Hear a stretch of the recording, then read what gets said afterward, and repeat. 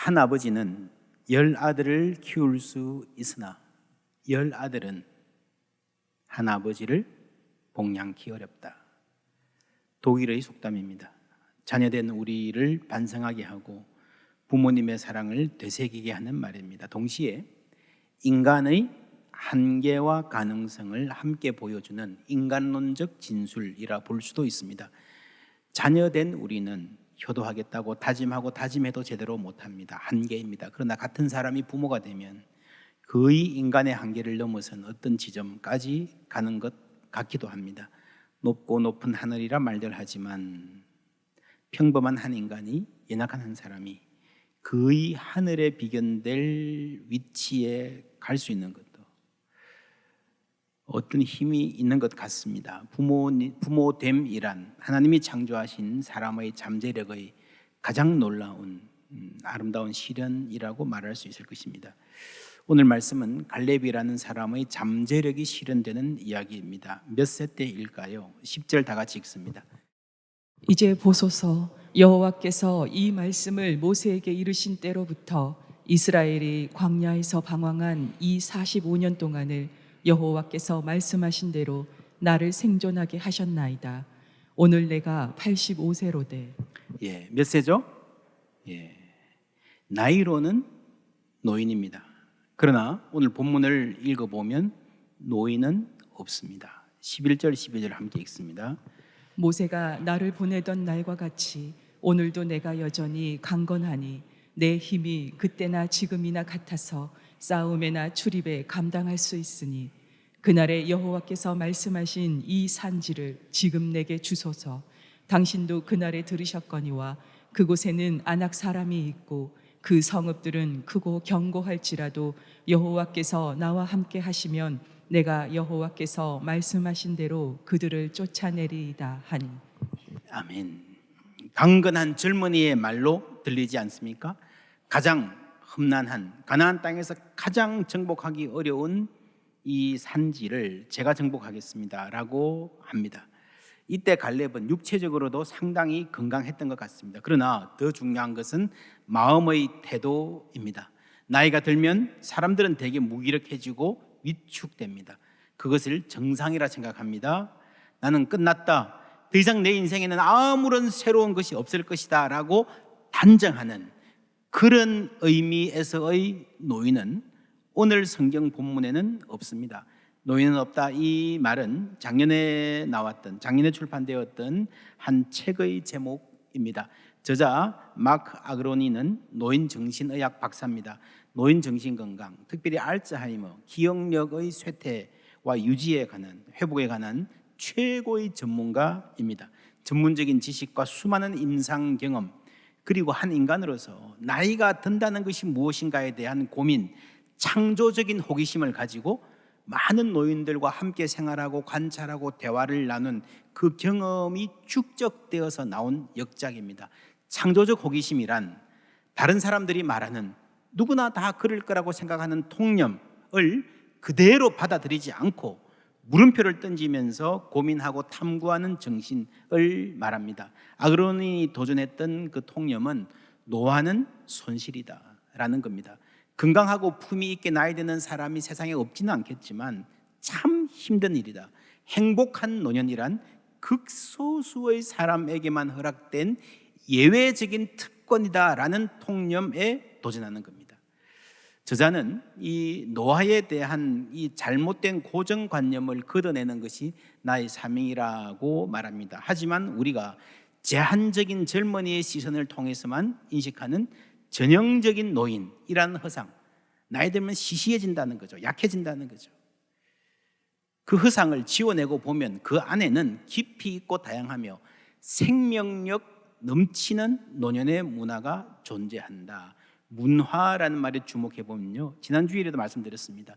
다들 그렇게 말하니까 이 썩어져가는 세상의 구습을 쫓는 그 풍조, 다들 그렇게 생각하니까 그게 맞겠지 하고 따라가는 건강하지 못한 문화, 우리 삶의 방식과 생활의 패턴을 지배하는 문화가 있다는 겁니다. 이 세대를 본받지 말고 마음을 새롭게 함으로 변화를 받아서 하나님의 뜻을 삶의 모든 부분에서 분별하라는 말은 노년에 대한 진부한 생각과 견해에서 벗어나라는 말도 포함합니다. 하나님께서 주신 분별력은요, 세속학자가 일부분 세속학자가 쓴 책을 통해서도 오기도 합니다. 진리는 성경만으로 이루어져 있지 않습니다. 쉽게 말하면, 좀 거칠게 말하면 이의제의라 할 수 있을까요?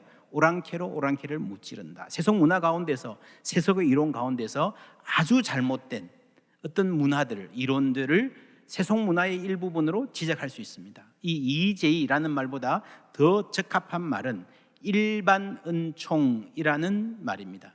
하나님께서 과학자들의 연구나 의사들의 손을 통해서도 우리에게 은총을 베푸신다는 말입니다. 그래서 우리는 그리스도인으로서 어느 정도의 세속적 지식도 갖출 필요가 있습니다. 하나님께서 인간을 창조하셨기 때문에 인간을 제대로 연구하면요, 이 하나님이 만드신 인간에 대한 성경의 진리와 어느 대목에서 만날 수 있다는 것입니다. 특별히 노년을 부정적으로만 보는 문화, 그런 편견을 극복해야 합니다. 노년에 해당하시는 분들 스스로가 이런 문화 속에 갇혀 있는 경우가 많습니다. 그래서 스스로를 무가치하게 여기고 폄하하기도 합니다. 젊은 분들은 자신의 부모님과 그 세대를 이해하기 위해서도 노년에 대해서 좀 공부를 할 필요가 있습니다. 뿐만 아니라 곧 다가올 나의 노년을 준비하는 데도 도움이 됩니다. 노년은 은퇴 후에 준비하면 되지 아니에요. 미리 할수록 좋습니다. 최소한 노년에 대한 우리의 생각이 젊을 때부터 바로 잡히고 이해가 깊어지면 인생을 훨씬 잘 살 수 있습니다. 우리가 노후 준비는 주로 재정적인 면에서만 말하는데 그렇지 않습니다. 인생 전체를 보는 시각이 중요해요. 노년이 어렵게 될 수 있는 대표적인 경우는 이런 사람들입니다. 자녀 교육에 올인하는, 모든 것을 다 바치는 사람. 여러분, 자녀 교육은 인생의 중요한 부분입니다. 그러나 전부는 아니에요. 그것이 전부라 생각하고 거기에 모든 것을 거는 사람은요, 재정적으로, 심리적으로, 관계적으로 불행할 노년을 보낼 가능성이 대단히 높아진다고 합니다. 자신도 자녀의 삶도 해칠 가능성이 더 많습니다. 그래서 우리가 젊을 때부터 균형 있는 사고가 필요합니다. 자녀 교육 최선을 다하되 할 수 있는 만큼 하겠다는 자세가 중요합니다. 모든 일에는 절제가 필요하죠. 사랑도 그렇습니다. 자녀 교육도 그렇습니다. 이 책에서는 노화 방지 비법, 특별한 식품, 특별한 건강 비법, 이런 거 찾지 말라고 힘주어 강조합니다. 그런 거는 없다는 거예요. 우리에게 익숙한 말로는 불로초를 찾아 헤매지 말라고 할 수 있겠습니다. 실제로 100세 이상을 건강하게 사신 분들 조사해 보면요, 속칭 유명한 건강 비결, 장수 비결, 그런 공식에 들어맞는 경우는 아주 극소수입니다. 이 불로초를 찾지 말자는 말은, 이 불로라는 이 단어 자체에 노화에 대한 부정적인 태도가 전제되어 있기 때문에 이 불로초라는 말 자체가 나쁜 말이에요. 요즘에는 더 나쁜 말이 나왔죠. 안티에이징. 그렇죠. 이 책의 주제는 나이 들면 축복이다, 문제가 아니라, 인생의 많은 문제가 더 깊어지는 게 아니라 인생의 많은 문제를 해결하는 해결책이라는 거예요. 나이 들에 대한 긍정적인 자기 인식이 자리 잡힌 사람은 부정적인 자기 인식이 있는 사람들보다, 나이 드는 것은 비참한 것이다 라고 생각하는 사람들보다 생존율 중위값이 7.5년이 더 길었다고 합니다. 노년에 대한 태도 측정 지표에서 부정적인 결과가 나온 사람들은 심장마비나 뇌졸중 같은 심혈관 관계 질환 발생률이 2배나 높았다. 반대로 노화에 대해 대단히 긍정적인 태도를 가진 사람들은 심혈관계 질환이 80%나 낮게 나왔다. 그러니까 나이 드는 것은 비참하다, 나이 들면 초라해진다, 자꾸 그렇게 생각하는 사람은요, 위축이 되고 결국 건강에도 해가 된다는 거예요. 노년이 왜 축복이 될 수 있느냐, 이런 물론 상실되는 게 있죠. 그러나 없던 것이 생기기도 한다는 겁니다. 대표적으로 지혜, 회복 탄력성, 창의성을 말합니다. 사실 인간의 뇌는요, 30대 초반부터 노화되기 시작합니다. 손상되는 부분이 있습니다. 근데 뇌가 그냥 있지 않고 이런 손상과 질병, 장애에 계속 기능할 수 있도록 일종의 리졸브, 비축분을 만든대요. 이 비축분이 전에는 없는 지혜로 작용하는 가능성이 많다는 겁니다. 또한 회복 탄력성, resilience라는 것은 역경에도 쓰러지지 않고 일어나는, 더 성장하는 신앙의 특성, 견고한 그리스도인, 자주 말씀드렸습니다. 이 책에 이런 말이 나옵니다. 회복 탄력성이 생기면 스스로의 능력과 가치, 자존감을 행사하고 증명할 방법이 눈에 들어온다. 예전에는 몰랐던 건데 눈에 들어온다는 거죠. 역경 속에서의 어떤 이런 성공은 가장 고귀한 존엄의 실천이다. 이는 언젠가는 죽을 수밖에 없는 우리가 취할 수 있는 최고의 행동이며 노년의 활기를 불어넣고 원기를 회복시킨다. 회복 탄력성을 발휘할 때 우리는 삶의 목적이라는데 여러분 주의하십시오. 기억하십시오. 행동으로 옮긴다. 단순히 생존하기 위해서가 아니라 5살, 10살 더 살기 위해서가 아니라 뭔가 긍정적인 행동, 의미 있는 일을 하고 이 세상과 우리 자신을 위한 무언가를 얻기 위해서다. 내 형제들, 내 동료들 대부분은 백성들을 낙담하게 만들었는데, 간담을 놓게 할 정도가 되었는데 나는 그러지 않았다는 거예요. 근데 이만큼 여러분 리더의 말과 행동은 중요합니다. 근데 여기서 갈렙이 내 형제들은 백성의 간담을 놓게 하였으나 나는 그들을 격려하기 위해서 최선을 다했다 하지 않고요, 내 하나님께 충성했다는 말에 주의해야 됩니다. 여러분, 대중을 낙담하게 하는 리더는 나쁜 리더지만 반대로 리더가 대중들의 길을 살려주는 것을 목표로 하면 그게 답이 안 될 때가 많습니다. 성경에 많은 리더들, 선지자들, 역사의 위대한 지도자들은요, 때로는 듣기 싫은 소리도 했잖아요. 여러분, 부모가 자식들 기 살려줘야 되겠다 그러는데 좋아요. 그런데 그게 지나치면 그것 때문에 아이들이 방자하게 되는 집안도 여러분 많다는 거 아시잖아요.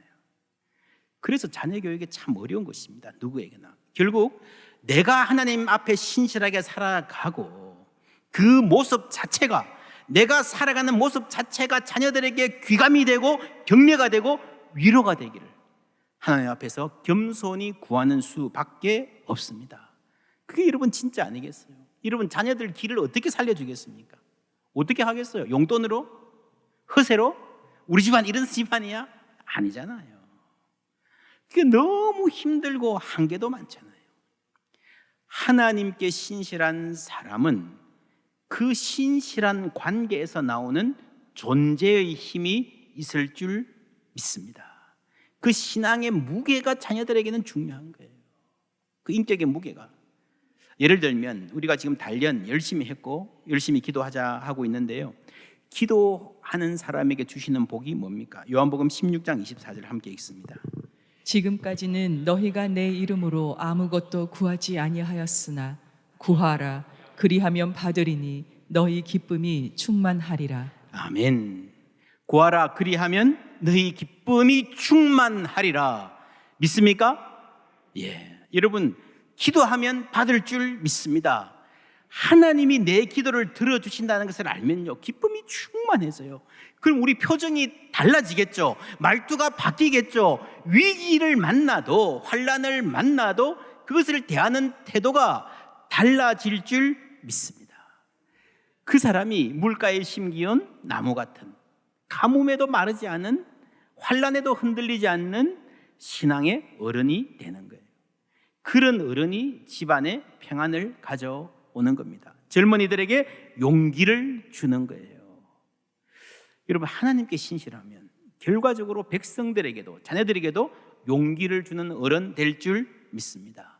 이 갈렙과 여호수아는 리더십의 중요한 모델이기도 하지만 가만히 보면 한 공동체에서 어른의 역할이 무엇인가를 보여주는 참 귀한 모델입니다. 그렇죠? 당시에 그 또래는요 다 죽었어요. 아무도 없어요. 여호수아, 갈렙, 딱 어른이라 할 만한 사람은 온 나라에 딱 두 사람만 살아남은 아주 진귀한 시대입니다. 이 두 분이 계심으로, 젊은 사람들만이 아니라 이 두 분이 하나님이 살려놓으심으로 그 나라를 얼마나 축복했는지, 어른의 존재가 얼마나 중요한지를 여호수아와 갈렙이 보여주는 거예요. 여러분, 이 갈렙과 여호수아의 관계는 어땠을까요? 이 두 분은 젊을 때부터 인정받던 투탑이었습니다. 그런데 동료인 여호수아가 리더가 되었어요. 그런데 갈렙은 그를 존중하고 예를 갖춥니다. 여러분, 역사를 보면요, 이렇게 두 어른이 갈등과 암투 없이 서로 존중했다는 것만으로도 굉장히 훌륭한 사람들입니다. 이런 경우에 본인들은 경쟁하려 하지 않아도 주위 사람들이 가만히 놔두질 않습니다. 장군님, 저 여호수아가 장군님 무시하는 것 같아요. 어쩌면 그럴 수가 있어요. 주위에 얼마나 많은 아부꾼, 이간질꾼이 있었겠습니까? 노인은 없다라는 이 책에서 이런 취지의 말을 합니다. 노년의 지혜는 타협할 줄 아는 타인의 의견과 영역을 존중하는 지혜이다. 여러분, 오늘 이 본문을요, 급하게 읽으면 이 산지를 내게 주소서라고 하는 갈렙의 용기, 모험심, 진취적인 기상만 보입니다. 근데 자세히 살펴보면요, 이 말을 풀어가는, 이 계획을 제안하는 갈렙의 태도가 대단히 신중하고 조심스럽고 예의를 갖추고 있다는 것을 알 수 있습니다. 자신의 한계를 넘어서지 않고 리더의 권위를 존중하고, 뿐만 아니라 이 땅 문제는 골치 아프잖아요. 조금만 잘못 다루면 이 지파 간의 갈등으로 번질 수 있는 대단히 휘발성 있는 주제입니다. 그러면서 신중하게 이 문제에 접근하는 진짜 어른입니다. 여러분, 이게 여러분 젊을 때는요, 이 산지를 내게 주소서 하면서 막 자기 열정으로 막 여기 부딪히고 저기 부딪히고 좌충우돌하고요, 막 상처 주면서 했던 일들을 연세가 들면서 여러분 아주 품위 있게 해 나가는 겁니다. 이게 노년의 축복인 거예요. 갈렙이 이렇게 말하죠. 여호와께서 말씀하신 대로 나를 생존하게 하셨나이다.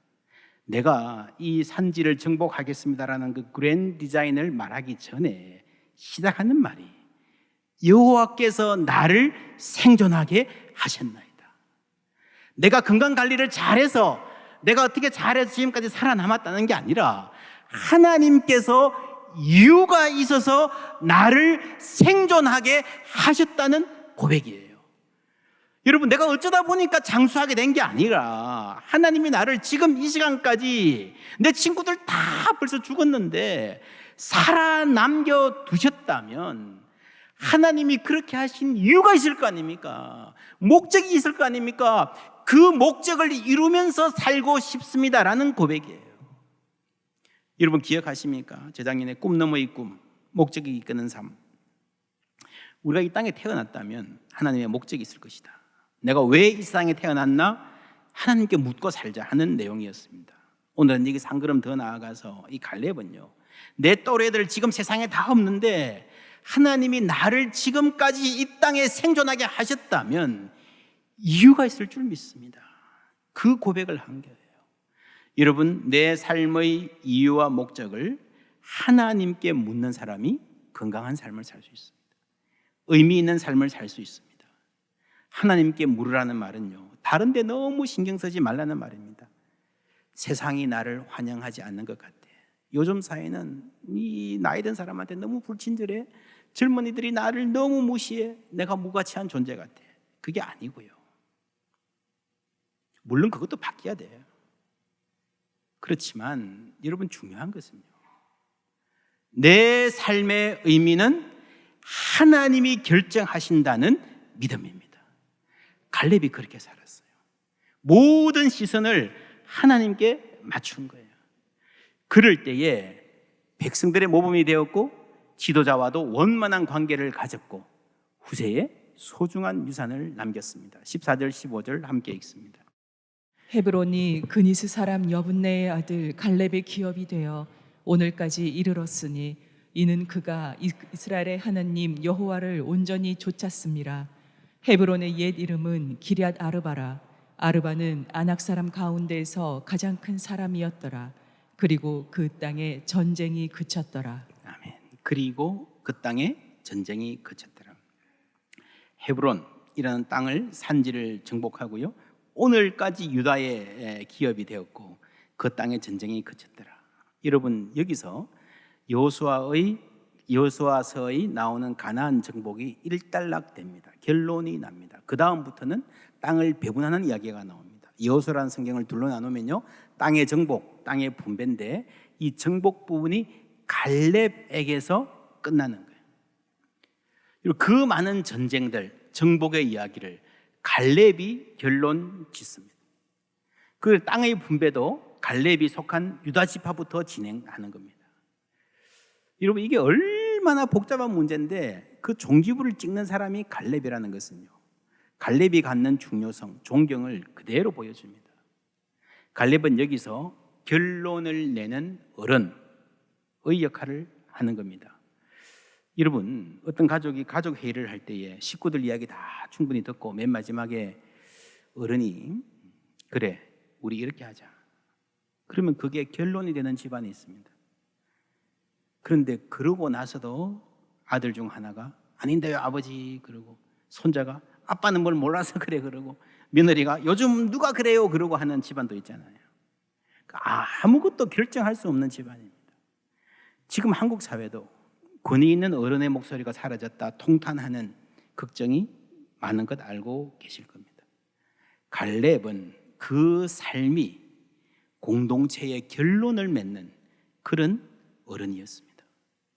나이 많은 사람이 얘기하면 그대로 해 하는 힘으로 누르는 것이 아니라 그분이 보인 모범과 신앙이 백성들을 존경하게 만들고 가족들이 고개 숙이게 만드는 그런 어른이었습니다. 그의 말이 아니라 그의 삶이, 그의 인격과 신앙의 무게가 한 시대의 결론을 맺고 다음 시대의 방향을 제시하는 나침판의 역할을 했던 것입니다. 갈렙이 정복한 이 헤브론 산지는 그렇게 해서 유다 지파의 영역이 됩니다. 후에 유다 지파에 속한 다윗이란 사람이 바로 이곳 헤브론에서 왕이 됩니다. 사울 때 만신창이가 된 나라를 새롭게 하는 그 새로운 나라의 꿈이 갈렙의 개척과 도전 정신이 서려 있는 헤브론에서 시작이 된 겁니다. 노예는 없다라는 이 책 맨 마지막에, 저는 이 책 굉장히 재미있게 읽었는데요, 맨 마지막 감사의 말에 이런 내용이 나옵니다. 진료를 보고 연구실에 꽂힌 많은 책을 읽고 나이 듦에 관해 계속해서 연구해 오는 동안 나는 수백 가지 훌륭한 명언과 경고를 접했다. 그 중에서도 내 믿음의 본질에 가까웠기에 가장 가슴 깊이 와닿았던 말이 있다. 바로 성경 시편 92편 14절의 대목이다. 그는 늙어도 여전히 결실하며 진액이 풍족하고 빛이 청청하니. 할렐루야. 예. 이 글을 썼던 다윗의 통찰력과 긍정적인 자세는 이토록 긴 세월이 지난 지금까지 내게 놀라움을 전한다. 당시에는 노년을 맞이하는 경우가 분명히 드물었으며 그런 게 있었더라도 평탄하지 못했던 시대에 쓴 글이기 때문이다. 오래 사는 사람 별로 없었고요, 대부분 노년들이 정말로 불행한 삶을 산다 했을 때 다윗이 이런 글을 쓴 거예요. 여러분 놀랍지 않습니까? 건강하고 멋진 노년에 대해서 세계에서 가장 철저하고 방대하게 연구한 한 학자가 맨 마지막으로 꼽는 최고로 멋진 노년의 이야기가요, 성경에 있는 거예요. 갈렙 그리고 그 후에 다윗, 이분들을 멋진 어른으로 만드시고 아름다운 노년을 허락하신 분이 하나님이신 줄 믿습니다. 동일한 하나님께서 오늘 우리와 또한 우리의 앞날에도 함께 계실 줄 믿습니다. 그 하나님께 우리 삶의 초점을 맞추고 지금까지보다 더 아름답고 멋진 노년 꿈꾸고 누리시는 우리 모두 되기를 주님의 이름으로 축원합니다.